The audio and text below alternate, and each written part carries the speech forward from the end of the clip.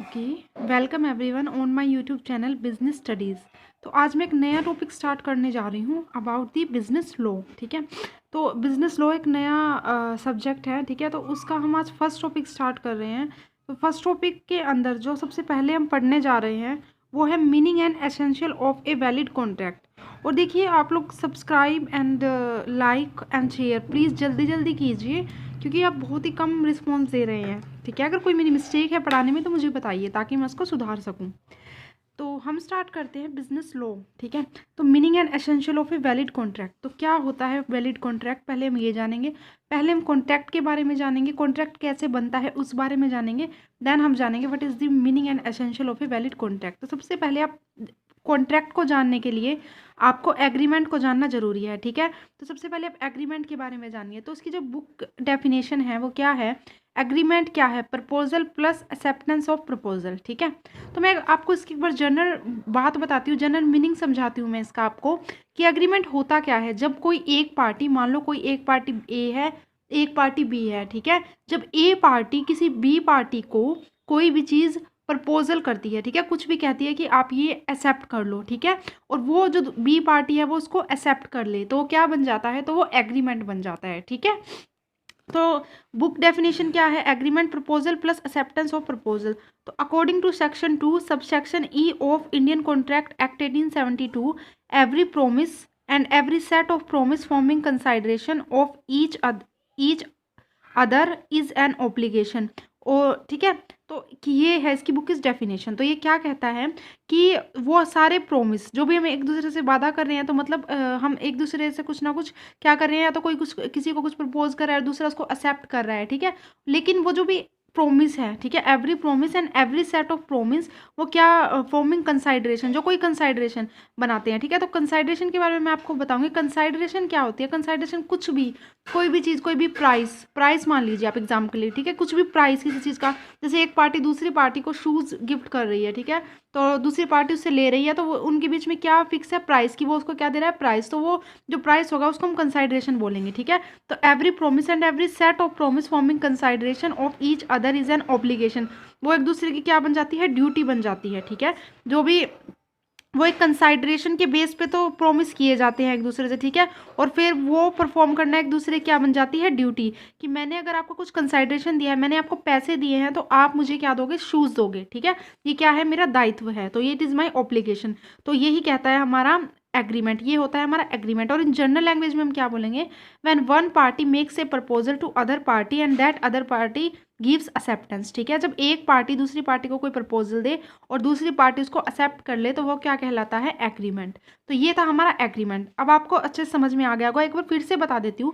अगर आप किसी को, मान लो एक एग्जांपल लेते हैं, एक शॉपकीपर है, एक कस्टमर है। ठीक है, वो वहाँ पे क्या लेने गया है? बैग्स लेने गया है। ठीक है, तो वो क्या करेगा? जो शॉपकीपर होगा वो उसको क्या देगा? बैग देगा, और कस्टमर क्या देगा? उसको पैसे देगा। तो कस्टमर ने क्या एक्सेप्ट किया है? बैग, और उसने क्या एक्सेप्ट किया है? पैसे। लेकिन वो उसके अंदर कंसाइडरेशन क्या हुई? पैसे हुए ना, कि पैसे वो उसको दे रहा है, वो उसको दे रहा है, उसी के बेस पे तो क्या बन रहा है? वो एक तरह का एग्रीमेंट बन रहा है। ठीक है, कि हाँ मैं आपको पैसे दूंगा, आप मुझे ये दीजिए। ठीक है, तो उसने उसको दिया, उसने एक्सेप्ट कर लिया। ठीक है, नेगोशिएशन करके दोनों एक पॉइंट पे पहुंच गए। ठीक है, जैसे दोनों कहते हैं कि 150 का बैग लगाना है हमें। ठीक है, तो जो कस्टमर है वो भी कहता है 150 का, और जो शॉपकीपर है वो भी कहता है 150 का। तो दोनों नेगोशिएशन करके कंसाइडेशन बना लिया। ठीक है, तो 150 पे मैं बैग आपको दे दूंगा और वो दूसरा एक्सेप्ट कर लेगा। तो ये जनरल डेफिनेशन थी। ठीक है, तो इसी को हम एग्रीमेंट बोलते हैं। ठीक है, जब एक पार्टी कुछ दे और दूसरी पार्टी कुछ ले, then it is called agreement. अब बात करते हैं कॉन्ट्रैक्ट कब बनता है। एक एग्रीमेंट कब कॉन्ट्रैक्ट बनता है? बेसिकली कॉन्ट्रैक्ट भी एग्रीमेंट ही होता है जब कोई भी agreement plus legal obligation enforceability by law. ठीक है, जब कोई भी एग्रीमेंट हो। ठीक है, एग्रीमेंट की डेफिनेशन आपको पता है सबको।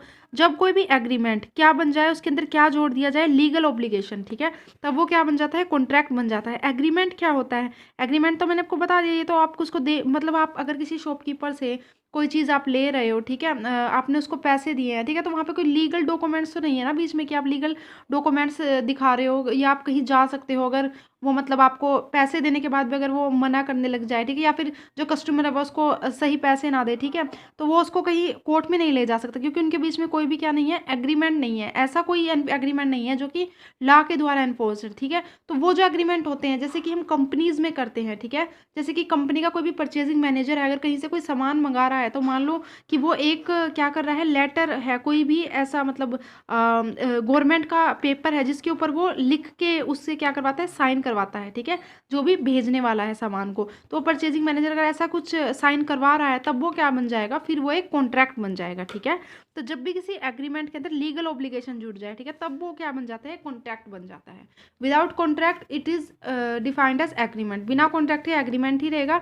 और जब इसके अंदर लीगल ऑब्लिगेशन जुड़ जाएगी, मतलब कानूनी रूप से कार्रवाई होने के भी चांसेस होते हैं जिसके अंदर, तो वो क्या होता है, कॉन्ट्रैक्ट बन जाता है, ठीक है। According to section 2H of the Indian Contract Act 1872, an agreement enforceable by law is a contract. जब किसी एग्रीमेंट को, ठीक है, लॉ के द्वारा इन्फोर्स किया जाए तब वो क्या बन जाएगा, एक कॉन्ट्रैक्ट बन जाएगा, ठीक है। तो आई थिंक आपको ये समझ में आ गया होगा कि कॉन्ट्रैक्ट क्या होता है और एग्रीमेंट क्या होता है। एग्रीमेंट को आप कोर्ट में नहीं ले जा सकते, लेकिन कॉन्ट्रैक्ट को आप कोर्ट में ले जा सकते हो, ठीक है, अगर कोई भी वोलेट करता है तो कॉन्ट्रैक्ट की टर्म एंड कंडीशंस को, ठीक है। लेकिन एग्रीमेंट में ऐसा कुछ भी नहीं है, क्योंकि वहाँ पे कुछ लीगल नहीं है, ठीक है। वैसे आप जा तो सकते हो अगर कोई ऐसे मतलब कोई प्रूफ हो आपके, लेकिन आपके पास कुछ लीगल नहीं होगा यहाँ पे, ठीक है।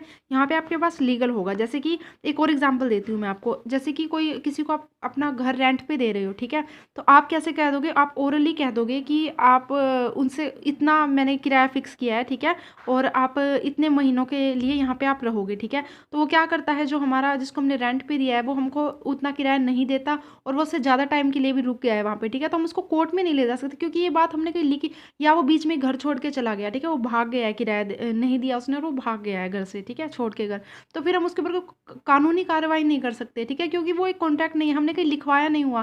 जैसे स्टैम्प पेपर होते हैं उसके ऊपर अगर हम नहीं लिखवाया हुआ हमने, तो हम क्या लेके जाएंगे कोर्ट में, ठीक है। वो भाग गया है, वो हमारे घर में आया था नहीं आया था ये हमें पता भी नहीं होगा। सेकेंडली क्या है कि किसी को कोई जाए ना जाए हमारे साथ, ठीक है, तो ऐसा होता है कि हमें, और सेकेंडली क्या है कि अब जैसे उसी हम उस जो भी हमें जिसको रेंट पे दिया हुआ है, हम क्या करते हैं वहाँ पे, हम उसको एक स्टैम्प के पेपर पे हम उससे पूरा टर्म एंड कंडीशंस के साथ साइन करवाते हैं, तो फिर हम उस स्टैम्प पेपर को कोर्ट में ले जा सकते हैं, फिर उस पर हम कानूनी कार्रवाई करवा सकते हैं। लेकिन विदाउट स्टैम्प पेपर हम उस इंसान को कोर्ट में नहीं ले जा सकते, ठीक है। तो that is called the contract. तो according to section 2H of the Indian Contract Act, an agreement enforceable law is a contract, ठीक है। तो ये थी इनकी डेफिनेशंस। बुक इस वैसे तो ये बहुत ईजी आपको समझ में आ ही गया होगा कि एग्रीमेंट और कॉन्ट्रैक्ट में क्या डिफरेंस है। अब बात करते हैं essential elements of a valid contract. अब बात करते हैं वैलिड कॉन्ट्रैक्ट कब होगा, ठीक है। ये तो कॉन्ट्रैक्ट है खाली, ठीक है। कॉन्ट्रैक्ट और वैलिड कॉन्ट्रैक्ट में भी डिफरेंस होता है, ये मैं आपको अगली वीडियो में समझाऊंगी, बट यहाँ आपको एक सिंपल से पॉइंट से आपको समझ में आ जाएगा कि वैलिड कॉन्ट्रैक्ट क्या होगा, ठीक है। पहला है lawful offer and lawful acceptance होनी चाहिए, ठीक है। लॉफुल मतलब कि कानूनी रूप से कुछ ऑफर किया गया और कानूनी रूप से कुछ एक्सेप्ट किया है, कुछ भी उसके अंदर इलीगल ना हो, ठीक है। कोई भी ऑफर या एक्सेप्टेंस इलीगल ना हो, वो लॉफुल हो, ठीक है। तो उसके अंदर सारी रूल्स एंड रेगुलेशन जो भी गवर्नमेंट ने बनाई हुई है वो सब फॉलो की गई हो, तभी वो एक लॉफुल ऑफर और लॉफुल एक्सेप्टेंस जब उसके अंदर लॉफुल एक्सेप्टेंस जब उसके अंदर होगी तभी वो क्या कहलाएगा, एक वैलिड कॉन्ट्रैक्ट। ये इसका एक एलिमेंट होता है, ठीक है। वैलिड कॉन्ट्रैक्ट बनने के लिए क्या होना चाहिए, lawful offer and lawful acceptance. Next है intention to create legal relations, ठीक है। इसके अंदर क्या इंटेंशन हो कॉन्ट्रैक्ट के अंदर कि लीगल रिलेशंस बन रहे हो, ठीक है। जैसे कि social agreement don't contemplate legal relations, ठीक है। जो सोशल एग्रीमेंट होते हैं, सोशल एग्रीमेंट कैसे, जैसे कि आप एक अब मैरिज का एग्जांपल लेते हैं हम, ठीक है। मैरिज करते हैं, ठीक है। अगर हम उसको कोर्ट में रजिस्टर नहीं करवा रहे जाके, ठीक है, कोर्ट में के पेपर्स नहीं है हमारे पास मैरिज के, तो वो क्या बन गया, एक सोशल रिलेशंस बन गया, that is not a valid contract, ठीक है। लेकिन अगर हम क्या करवा रहे हैं, अपनी मैरिज को कोर्ट में रजिस्टर करवा रहे हैं जाके, ठीक है, कि कब हमारी मैरिज हुई थी, तो वो क्या बन जाता है, एक बन जाता है लीगल रिलेशन, ठीक है। तो that is the intention to create legal relation. तो अगर उसकी इंटेंशन लीगल रिलेशन बनाने की है तभी वो कॉन्ट्रैक्ट होगा, अदरवाइज नहीं होगा। Social agreement don't contemplate legal relations, ठीक है, ये लिखा हुआ है, आप पढ़ लेना। नेक्स्ट है लॉफुल कंसाइडरेशन।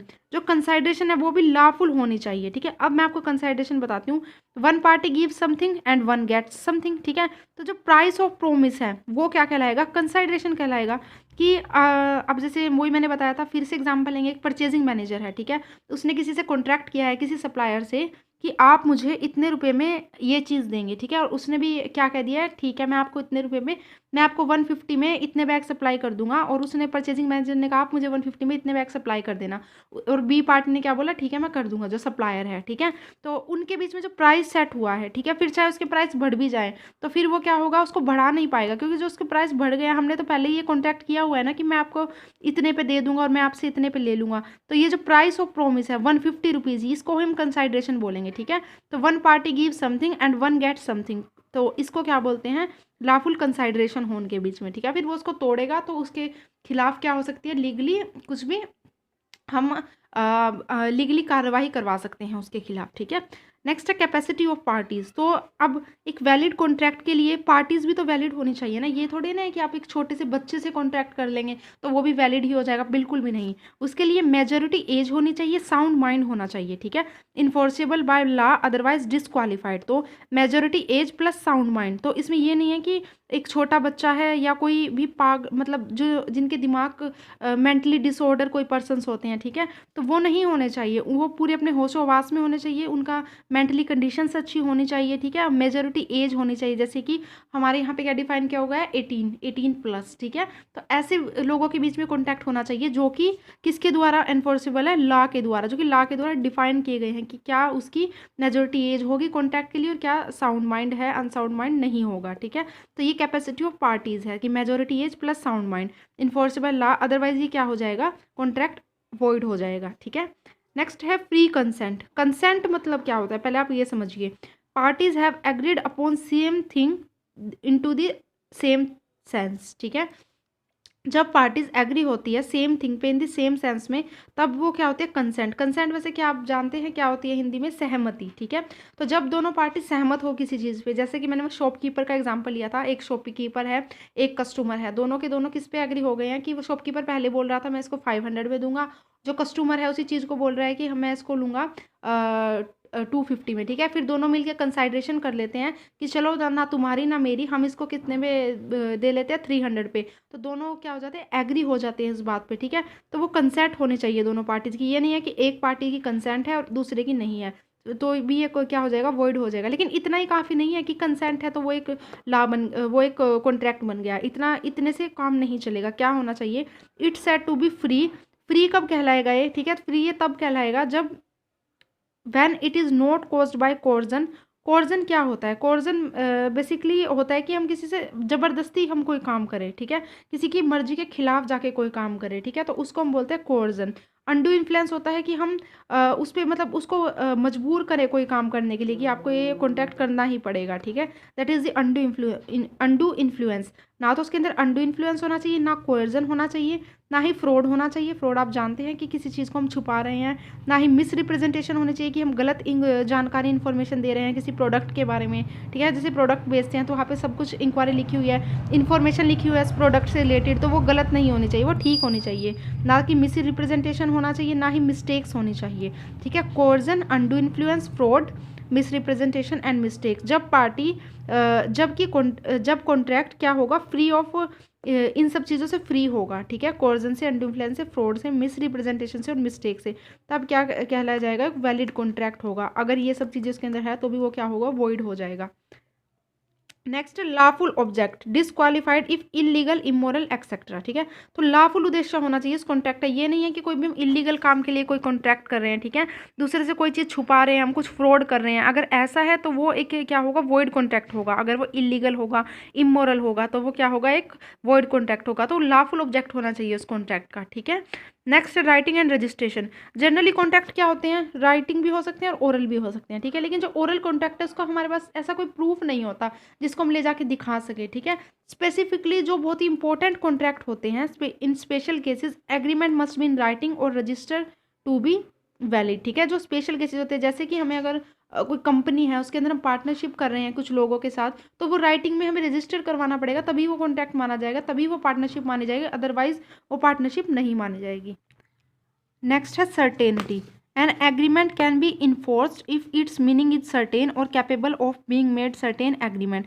अगर उसका मीनिंग कुछ निश्चित हो, ठीक है, और वो कुछ एग्रीमेंट बनाने में कैपेबल हो, तभी हम इसको एक कॉन्ट्रैक्ट मानेंगे, ठीक है। तब तो सर्टेनिटी होनी चाहिए, उसके अंदर कुछ निश्चित होना चाहिए, कोई कंसाइडरेशन होनी चाहिए बीच में, ठीक है। नेक्स्ट है possibility of performance. It must also be capable of performance physically as well as legally, ठीक है। इसके अंदर कुछ ना कुछ परफॉर्म हो रहा हो, जैसे कि एक शॉपकीपर किसी को कुछ दे रहा है और वो जो कस्टमर है उससे ले रहा है, तो क्या हो रही है बीच में, परफॉर्म हो रहा है ना, कि एक इसको दे रहा है दूसरा एक्सेप्ट कर रहा है, तो कोई ना कोई परफॉर्मेंस होनी चाहिए, फिजिकली हो या लीगली हो, ठीक है, तभी वो एक क्या बना जाएगा, कॉन्ट्रैक्ट। नेक्स्ट है नॉट एक्सप्रेसली डिक्लेयर्ड वॉइड। वो वॉइड नहीं होना चाहिए, जैसे कुछ कॉन्ट्रैक्ट लॉ के द्वारा वॉइड है, वो हम अगली वीडियो में जानेंगे, ठीक है। बट ये जो कॉन्ट्रैक्ट है वो वॉइड नहीं होना चाहिए। It must not have been expressively declared void under the act. वो क्या नहीं होना चाहिए, वॉइड नहीं होना चाहिए। तो हमने क्या क्या पढ़ा है इसके अंदर, अब हम देख लेते हैं एक बार। सबसे पहले मैंने आपको बताया कि एग्रीमेंट क्या होता है, ठीक है, कोई पार्टी किसी को कुछ दे रही है और दूसरी उसको एक्सेप्ट कर रही है। फिर मैंने आपको बताया कॉन्ट्रैक्ट क्या होता है, जब वो एग्रीमेंट में क्या जुड़ जाए, लीगल ऑब्लिगेशन हो जाए, जब वो एग्रीमेंट लीगल हो जाए तब उसको क्या बोलते हैं, कॉन्ट्रैक्ट बोलते हैं। देन मैंने एसेंशियल एलिमेंट्स बताए हैं आपको, तो इसमें क्या क्या बताया मैंने, lawful offer and lawful acceptance होनी चाहिए, intention to create legal relations, third point है लॉफुल कंसाइडरेशन, फोर्थ पॉइंट है capacity of parties, fifth point है free consent, and six point है हमारा सर्टेनिटी। ठीक है। एंड पॉसिबिलिटी ऑफ परफॉर्मेंस है। नेक्स्ट है नॉट एक्सप्रेसिवली डिक्लेयर्ड वॉइड। कुछ पॉइंट रह गए हैं, writing and registration and lawful object. तो ये सब हमारा क्या था, आज का टॉपिक था। पसंद आए तो लाइक करो, सब्सक्राइब करो, और जो कि मेरी मिस्टेक हो तो उसको इग्नोर करो थोड़ी बहुत, ठीक है। तो थैंक यू सो मच।